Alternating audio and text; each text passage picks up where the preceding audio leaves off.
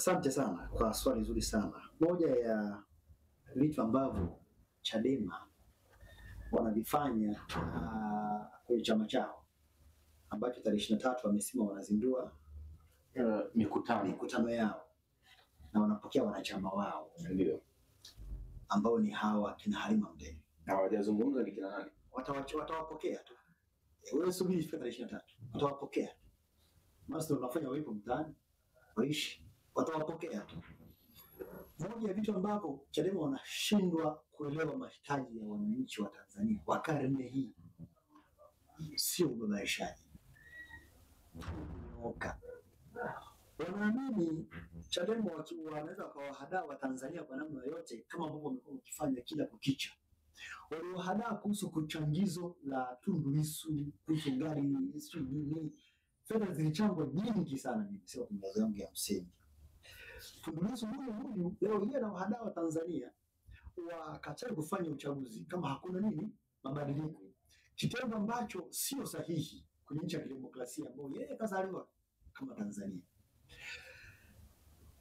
Akiwa mbunge wa jimbo la Ikungi, Singida Mashariki, Tundu Lissu kuanzia mwaka 2010 alikuwa ni binadamu pekee ambaye alikuwa anakataza wananchi wake wa jimbo la Ikungi kuchanga michango kwa ajili ya nguvu kazi ya wananchi kwenye miradi ya serikali. Kitendo ambacho kilionyesha watu waliona kwamba kweli tunaweza tukaishi bila kuchangia chochote na tukaishi maisha mazuri sana. Lakini mmoja wa majimbo ambayo yalikuwa maskini kwenye mkoa wa Singida ilikuwa ni jimbo la Ikungi. Jimbo ambalo lilikuwa lina vumbi, lilikuwa na maji, watu waliteseka sana na maji. Bahati nzuri mimi natoka huko. Nazungumza kwa sababu mimi natoka huko. Yaani na experience. Nilikuwa natoka kuchunga sehemu fulani kwa sehemu kwa sababu alizuia kuchimba mabwawa kwenye maeneo husika. Au visima vya maji kuchimbwa kutumia nguvu kazi za wananchi. Ili serikali ije washike mkono. Alikataa mwananchi asiguswe na vyombo vya dola hata kama amefanya uhalifu. Tundu Lissu. Ikungi ya Tundu Lissu 2010 ambaye alikataa nguvu kazi ya wananchi, na Ikungi ya Mheshimiwa Miraji Mtaturu kuanzia 2017 mpaka 2025 ni vitu viwili, mbingu na ardhi.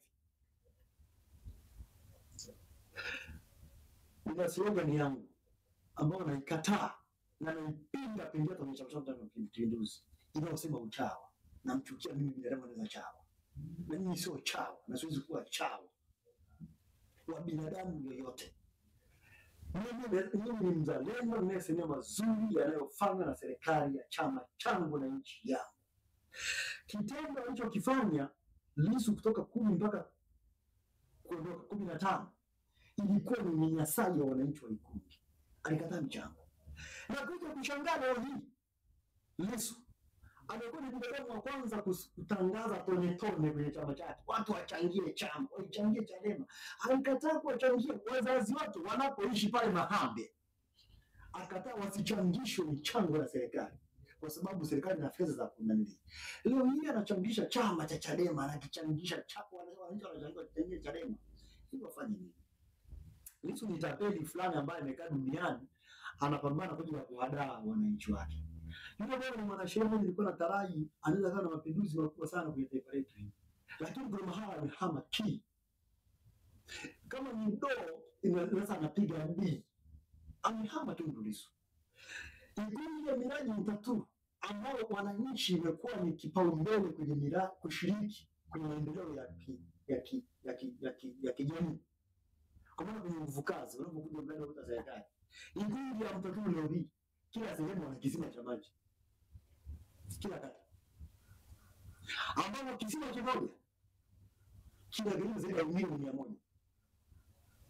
Kisima hiki Ikungi ya leo ya Mtaturu toka 17 mpaka hapa tulipo imeweza kupokea fedha nyingi za serikali na kuanzisha miradi mingi ya kijamii ambao wananchi wamekuwa ni watu wa kwanza kushiriki kwenye nguvu kazi, kuchangia, kujitoa nguvu kazi kwa ajili ya kusaidia serikali yao inavyofanya kazi. Kwa hiyo anachokifanya Mheshimiwa Lissu ni kuwahadaa na kuwadanganya Watanzania.